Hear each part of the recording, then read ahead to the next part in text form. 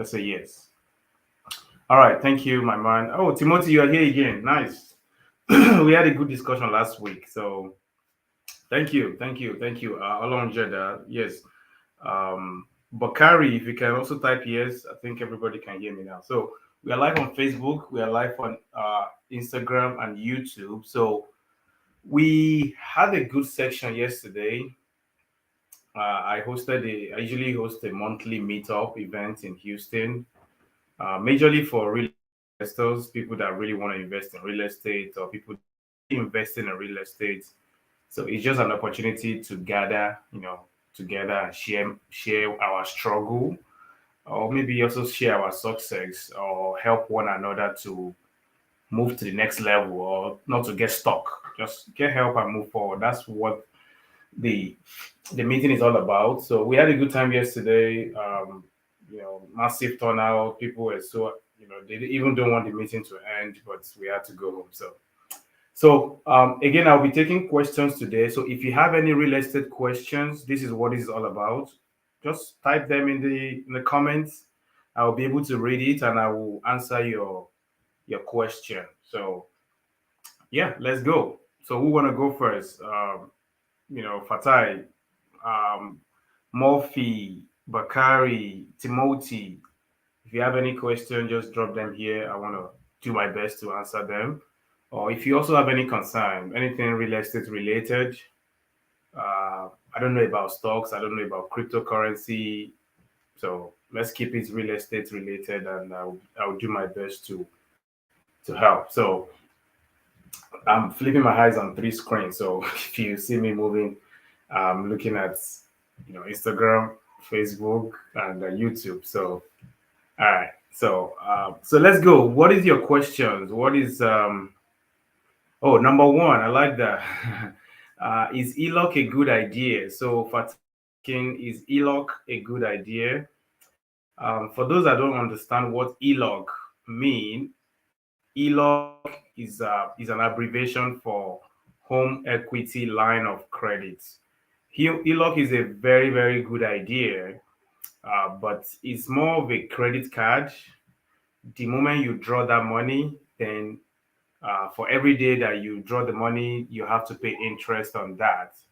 So, what you should definitely understand is that if you don't have a solid plan, if you are still learning about real estate or you're not sure what you're going to use the money for, then it's not a good idea to tap into HELOC.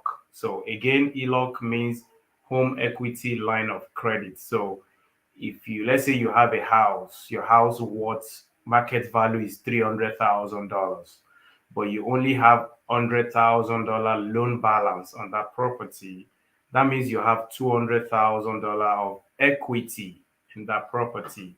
You can easily go to the bank. Any bank will do it for you. Say, hey, I have a property. Is worth $300,000. I only have $100,000 balance on the property. So I need you to borrow me the 200K that I have in the property, and they're going to give you what they call HELOC, home equity line of credit. So pretty much that is what it's all about. So it's a very good way. We typically use it to as a short term. You can use it for a down payment. You can use it to start a business. You can use it for anything you want to use it for, but I would say you should use it responsibly. It's like a credit card. The moment you draw it, then you have to pay interest on it. But if you never tap into it, maybe it's just sitting in your bank account. And typically, the bank will probably even tell you to open an account where they're going to deposit that money for. So if you don't have a relationship with that bank, they may require you to open a bank account with them. So that way they can, move that money to that bank account. And anytime you withdraw it, then that's where they start charging you their interest. So also it has a annual maintenance fee, annual maintenance fee that will allow you to be able to use the money when you need it. But like every credit card, you pay maintenance fee on the house. So it's a good idea if you have a plan what you want to use the money for. Absolutely go for it. And but I don't think I can cover everything on HELOC on this live section. If you really want to take it to the next level, we can talk into it. But as much as possible, keep it simple for your first transaction.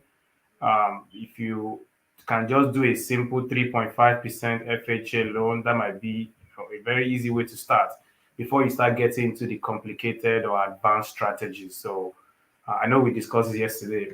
So, bro, so keep it simple. HELOC is an advanced strategy, and if you tap that money, you might need to pay it back. So,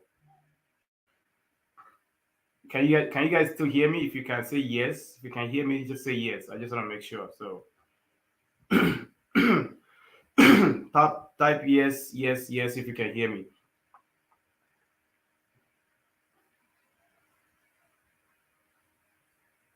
Yes, if you can hear me, just say yes. All right, thank you. So that's what is going on with HELOC. Now, I think somebody else asked another questions. What's the good dollar amount and credit score to realistically start investing? Oh, nice. All right, Timothy. Credit score. Let me start. It depends on your goal. This summary, this short answer will be it depends on your goal. So if you're looking to buy and hold, you want to buy and hold, like you want to buy a rental property, because real estate investing is very, very broad. It depends on your strategy. What kind of strategy do you want to start with?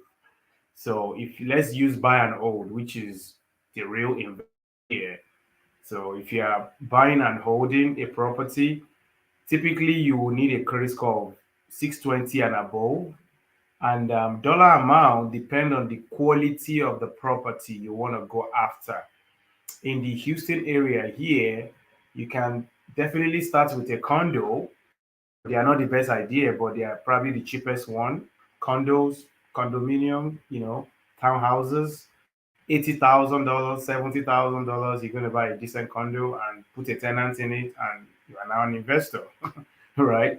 Or if you want to just go for single family, or you're going to get about $220,000, a nice property in a decent neighborhood, not the best neighborhood, but decent neighborhood. But if you really want to be in the top notch neighborhood, then you can buy something in the $300,000.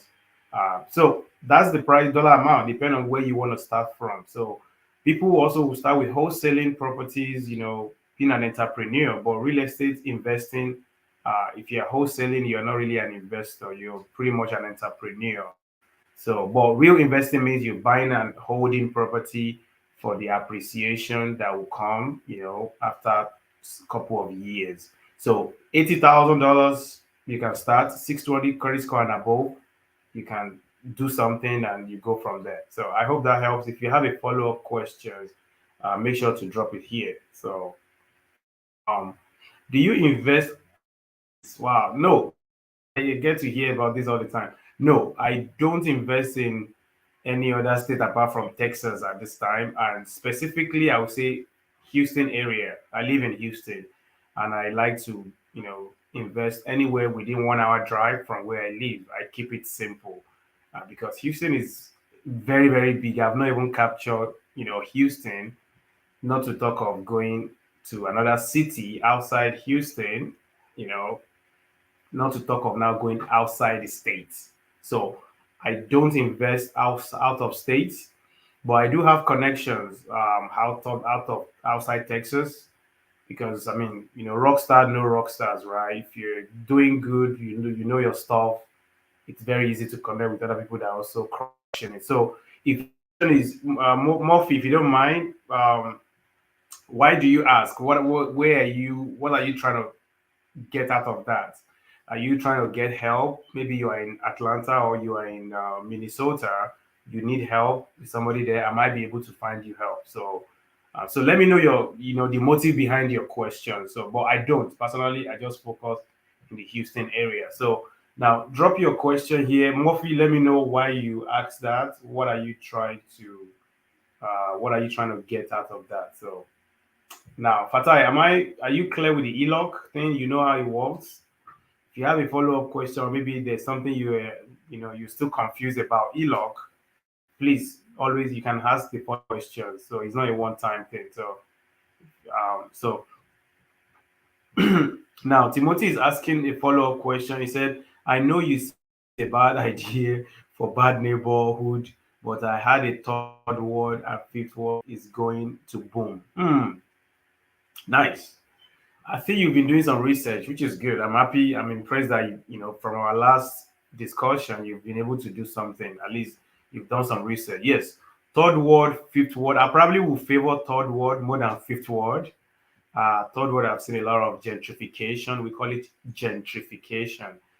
This older neighborhood with dilapidated properties, with very rundown properties, and some questionable neighbors. They are experiencing some gentrification. That is, people are buying those older property, they are tearing them down, and they are building a modern look. They are doing a modern design, modern, architectures in all this place. So yes, third word, I would definitely favor third word more than fifth word. Yes, they are booming. Yes, they are gentrifying. But for as a first-time investor, you might need to reduce your risk.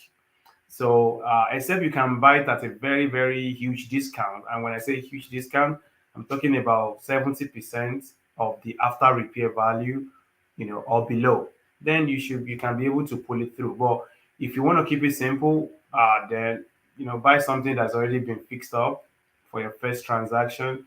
You want to reduce your risk as possible, because I don't want you to get burned. If you get burned, that can discourage you from real estate for life. And you may say, hey, real estate is not for me because you made that mistake. So keep it simple, very, very simple, no complication. You'll be surprised after you do your first transaction, that is, you close on your first investment property, your momentum will go up. Your momentum will go up, and that will give you that energy, that courage to go for the next one and the next one and the next one. And every deal you do, you should be improving, you should be getting better deals, from every transaction you do.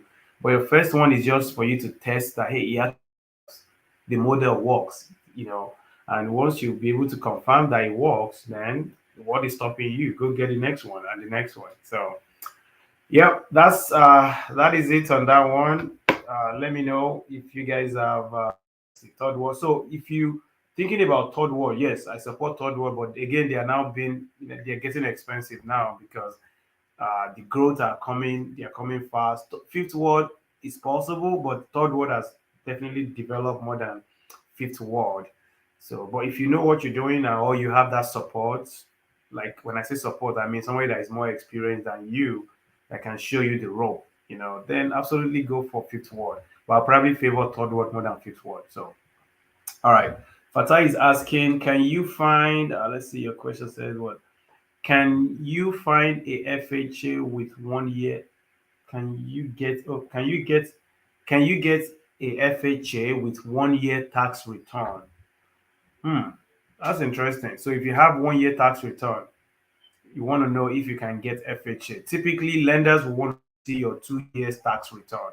So I would say discuss that with your lender. If you don't have any lender that you trust, you can reach out to me. I will definitely connect you with a rockstar lender that know what they're doing. So, but I will not be able to say yes or no because I know there's always way around things for sure. There's always way around things. But the major one, the conventional, is that they want to see your 2 years tax return. But is it possible? Is it not possible? I think there will be a way around it, but I don't want to tell you yes. So you can text me. You have my number. Shoot me a text. I will give you my contacts. For the lender, and you can ask that question from him. But the conventional way, the standard requirement is 2 years, 2 years tax return. So I hope that helps somebody. So all right, next one. I missed all my information. I missed all my info. I don't understand that. I missed all my information. Um, proof- I don't get that. Proof of fund, does that include credit card limits too?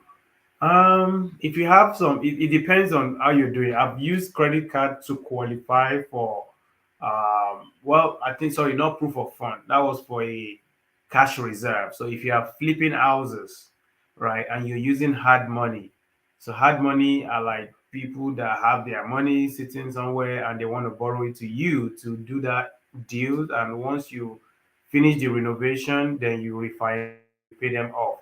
That is hard money. It's very similar to Some people even use it interchangeably, but they are different. So if I use hard money, then hard money will ask me for cash reserve. They want to see that there's some money in reserve. So I've used credit card to meet that requirement of, hey, do you have some cash reserve if something didn't go well? I use a credit card balance or credit card limit I have to fulfill that requirement.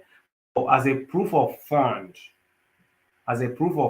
no, you probably need to get a pre-approval letter from a lender, or if you have your own money in the bank, just print your bank statement. I will recommend you block out your account number, maybe your some important details, but you want to show your name and the balance. That's what they want to see, that, hey, proof of fund, like this person definitely definitely understand what is doing. So yeah, so that's it. So you can use credit that you have to qualify for the request for the what's it called, the reserve. So when you're buying property, they want to make sure you have some reserve. You're not just using all your bank account, the money you have, and when anything happens during the project, you already max out. There's nothing you can do. They don't want that. They want to make sure there is a reserve. Should something didn't go the way you planned, there's money somewhere and use it to tap into to fix the problem and get you going. That's the purpose of a reserve.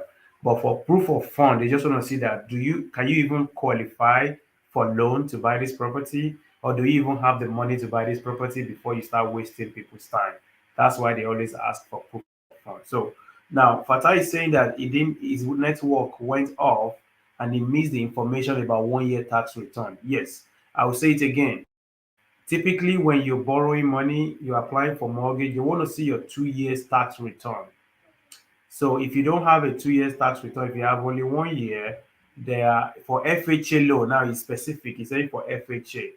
For FHA, they may really want your 2 years tax return or ask you another requirement to make up for the 1 year gap. So if you don't have the 2 years, you only have 1 year, then if you can show them something else, maybe more bank statement that should be getting paid by your employer, or maybe you have some other money somewhere, just something, there will always be something else you can use to qualify for to replace whatever requirement you don't have. So that's what I said about that. But definitely, I said reach out to me. I can connect you with my rockstar lender that will be able to answer your specific lending question, and they can also get you pre-approved. They can give you a pre-approval letter so that when you start looking for houses, people will take you serious.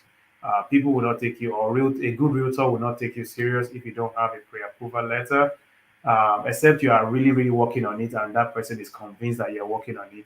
And it shouldn't take you more than 1 or 2 days to get a pre-approval letter, by the way. Some people think it take 1 week, 1 month to get a pre-approval. No, you submit all the document they want, they give you the pre-approval letter within 24 hours. And they don't want to give you pre-approval letter without receiving those documents, because they are not sure if you can be able to afford the mortgage you want to collect. Let's say you're applying for a $500,000 loan, they're not sure if you can pay them back.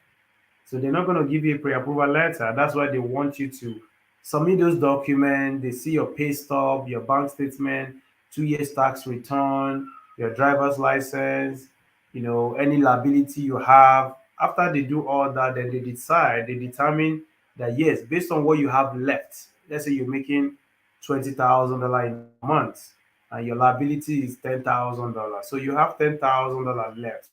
Based on the 10,000 that is left, then you can easily service your mortgage of $5,000, right? Or 3,000 as the case may be. But if you're making 10,000 and your liability is 9,000, so you only have $1,000 left. So they will qualify you for a mortgage that will not exceed $1,000 monthly mortgage payment. $1,000 monthly mortgage payment, because if anything exceed that, then you have a higher chances of defaulting on the loan. That is, you have a higher chances of having a missed payment, of not paying the mortgage because something happened and you have to spend more than 9,000 that was already your liability. Except you can get additional income, maybe pick up extra hour from your job and everything else you can do just to show them that, yes, My liability is 9,000 and I only make 10,000. But starting from next week or next month, I will start making $13,000, for example. So then, or maybe this is what I'm also doing to reduce my liability. So yes, I can qualify for this loan. And they would typically do that through what they call DTI, debt to income ratio, DTI. So that's how they know if your ratio is too high, you are risky to them. If it's very low, they like you because you appear less risky to the lender. And when you appear less risky, it means that you have a higher chances of paying back that mortgage. That's the purpose of them asking you for all those documents. They want to be able to determine and reach a conclusion that yes, this person will be able to repay us the mortgage back because they don't want to foreclose on you. If you don't pay your mortgage, they're going to foreclose on you, and it's a very painful and very stressful process that most lenders don't like to go through, except they just don't have any other option. That's where they will foreclose on anybody that borrowed the money that couldn't pay back. So, all right. Timothy is asking 70K 2 years tax return with a 35 debt to income ratio and 680 credit score. How much house can a person get approved for? I like that. 35% DTI, you mean debt to income ratio. That's good. It's be anything below 45% is good, but even the lower it is, the better. So you have 35% DTI right now. If you can even have 20, that would be great. That means you barely have any debt, which is good. So they don't want you to have so much commitment. So now you are asking me, and the 680 credit score, how much house can a person afford get approved for? That's a good question. 70K is what you make in a year. You have a 2 year tax return. Your DTI is 35%, and you have a credit score of 680. How much house can the person afford? Again, I would say, um, reach out to me. I will give you the contact of my lender that will be able to explain that to you. I'm not I have a mortgage origination license, but I really don't originate loan. So, but I have a lender that do this full time that can easily refer you to that will help you. But 70K, I would think based on your $70,000. This is what I will just give you. I'll give you a rough estimate. $70,000 divided by, let's say per month, then would that bring you to about what? About $6,000 take home or something. So 6,000 divided by three, then that's $2,000, right? Because they want your housing expenses not to be more than 1/3 of your monthly take home. So if you're making $6,000, they want your housing expenses not to be more than $2,000. So in this case, we're assuming your 70K is $6,000 per month. 6,000 divided by three give us what? $2,000. So you can buy a house that the mortgage payment will not be more than $2,000 every month. So that's it. So for you to get that, I have a formula I use. You can use 0.008 multiplied by the purchase price. 0.008 multiplied by purchase price. It could be 300, it could be 200. But from what I'm saying, you're probably going to be able to buy a property up to $250,000. So that is what I'm saying with your annual take home of $70,000. So I think 250K might be your max, but again, reach out to me. I'll give you the contact for that lender. So if that really helps you, but 680 credit score, that's good. Keep it up. So and find way to make more money. That probably will also help you to qualify for higher amounts. So all right, Fatai, did you get the question? Did you get the response now, and do you understand? Um, my explanation about it. So if you have any other follow-up questions, let me know. So Timothy, that's a good question.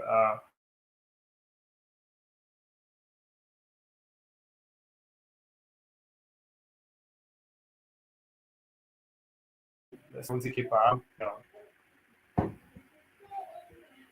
can if you guys can hear me, just say yes. Say yes, you can hear me. So I can make sure that you can hear me on Facebook, on Instagram, on LinkedIn, sorry, on YouTube. So if you guys can hear me, let me know. So Now on YouTube, what do we have? Do we have any question here? I want to ask. I want to answer all your questions. So what do we have here? All right, what do we have? So YouTube, Facebook. If you have questions, please let me know. I want to make sure I'm getting to everybody. It looks like Instagram has been more active than than the rest of the platform. So again, drop your question here. Timothy, I hope that really helps. Again, it's always easier to shoot me a text and I'll be able to give you that connection. So if you can hear me, just say yes. Okay, Timothy, say yes. If you can hear me on Facebook, say yes. If you can hear me on YouTube, just say yes. So that way I know that, uh, you can hear me. So, all right. So that being said, what is your other questions that you have? I wish I would have joined you all yesterday on West Timer. Yes. Oh, you missed that. That was a very powerful one, Timothy. I really wish you were there. But hey, it's always last Thursday of the month. Last Thursday of the month. The same location, the same time. So last Thursday of the month, 6 p.m. But the next one, next last Thursday of November, actually falls on, I believe, it's Thanksgiving. So we don't want to host the event on a Thanksgiving. That's not good. That's not fair to people. So we're doing it a week earlier, which is going to be on the 17th of November. So if you can make it, definitely, put it on your calendar. It's a very, it's an organic connection. We give everything on filter, and we really, really want to help people that really want to help themselves. So yesterday was very, very, very, very informative, very, very, inspiring. Everybody came and they don't want to go. It was just so much. They are benefiting for a lot of information out there, and they don't want to go. But eventually, we had to leave because we said it's from 6 to 8, but it actually ended around 9 p.m. because people start talking to each other, exchanging contacts and all those stuff. So yes, next one you don't want to miss it. 6 p.m. Central Standard Time, in West Timer, Houston, Texas. If you check my bio, sorry, if you check my page, you're going to see, the post I've made on that, and you can definitely lock it on your calendar so you don't forget every single month, same time. So, all right, next questions. What do we have here? I'll have, hey, my man, how's it going? Rangel Lovia. Rangel. So again, let's see what we have here. All right. All right. So people always underestimate the value of house hacking. So this is one thing I really want to emphasize on.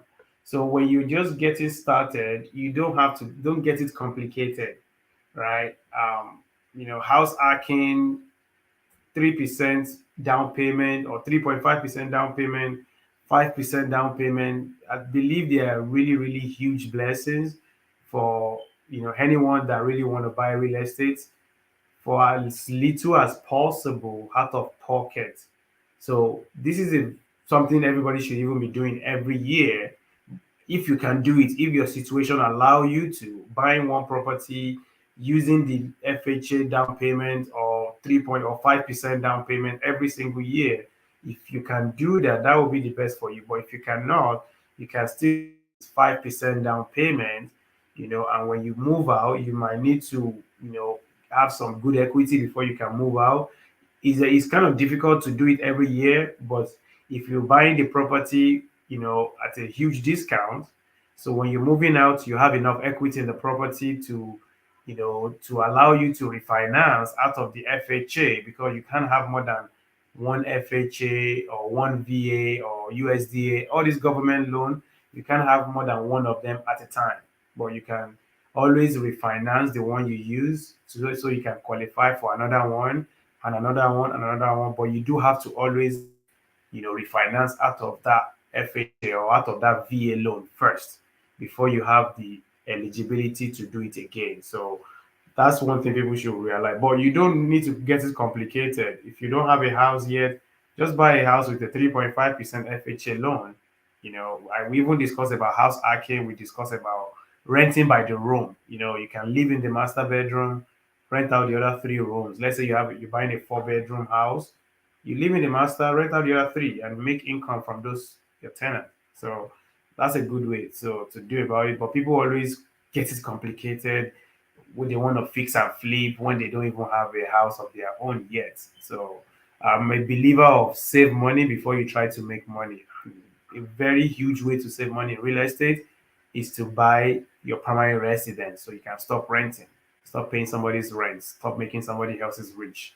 So make yourself rich, build your own future. So yeah, that's it. Now, Ashley Young, thank you for joining. That's good to see you. All right, so Timothy is asking, what do you think about Section 8?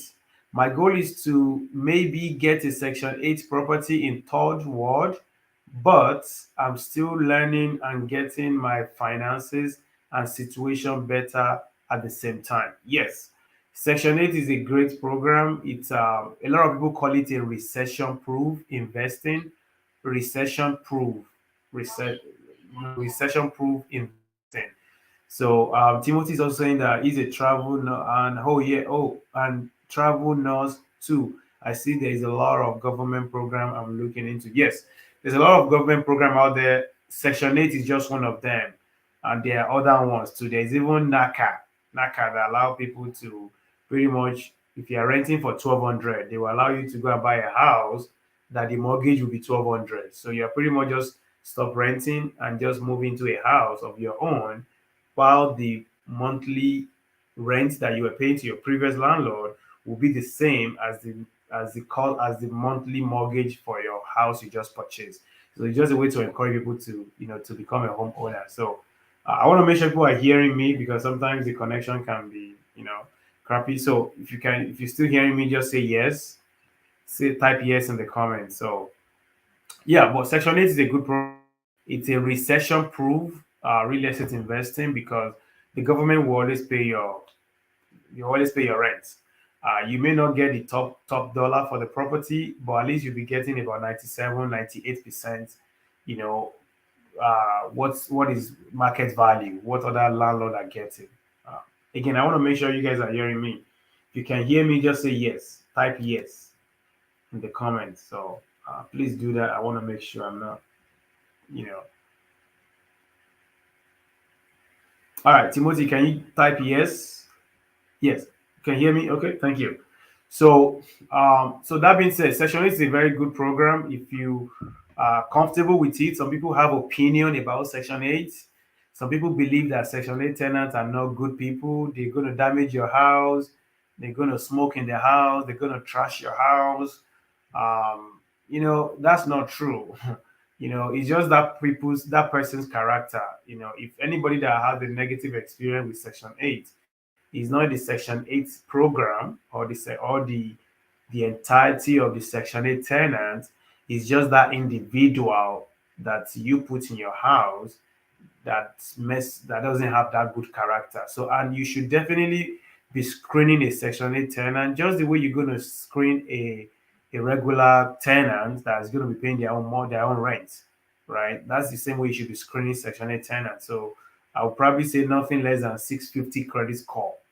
So that way you raise the bar from credit score, nothing below 650.